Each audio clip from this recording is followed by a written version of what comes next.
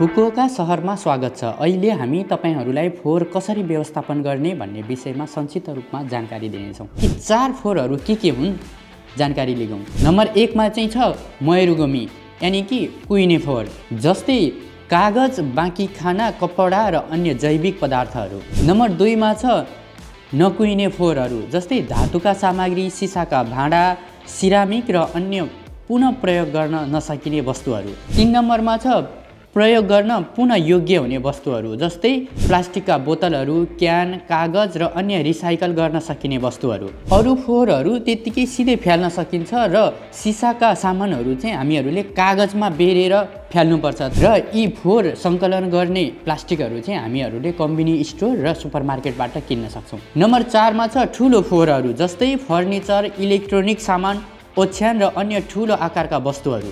यदि तपाई ठूलो फोहोर फ्याँक्न चाहनुहुन्छ भने तपाईले पहिले कम्बिनी स्टोरबाट टिकट किन्नुपर्ने हुन्छ, जसलाई सोदाई चिकेत्तो भनिन्छ। त्यसपछि तपाईले ठूलो फोहोर सूचना केन्द्रमा सम्पर्क गरी उठाउनका लागि समय निर्धारण गर्नुपर्ने हुन्छ। फुकुओका सिटीमा हरेक हप्ता विभिन्न प्रकारको फोहोरहरुका लागि विभिन्न दिनहरु तय गरेका हुन्छन्।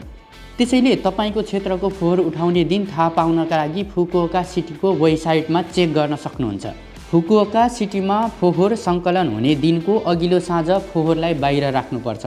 चरा जस्तै कौवाहरू, परेवाहरूले फोहोरको कागजलाई प्वाल पारेर फोहोरलाई जथापापी पार्न सक्छन्। त्यसैले राति राखेर संकलनको समय नजिकको समयमा फोहोर उठाइन्छ।